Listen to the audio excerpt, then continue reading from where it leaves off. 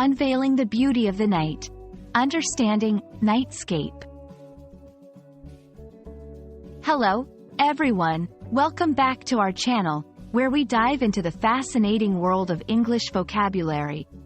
Today, we're exploring a term that paints a picture as soon as you hear it: nightscape. Whether you're an English learner or just someone who appreciates the beauty of language, this video is for you. So, let's illuminate the meaning of nightscape together. The word nightscape combines night and landscape to describe a scenic view of a place at night.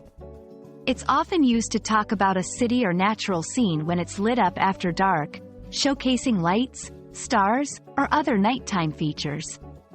Nightscape isn't just about what you see.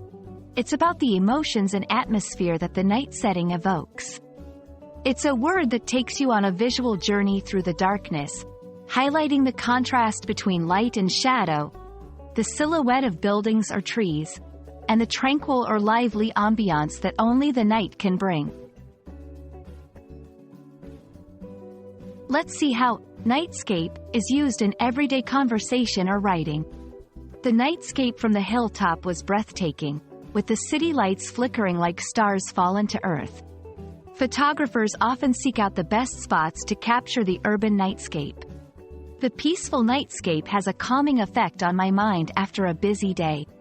In these examples, nightscape is used to convey more than just a visual description. It also conveys a sense of emotion and experience.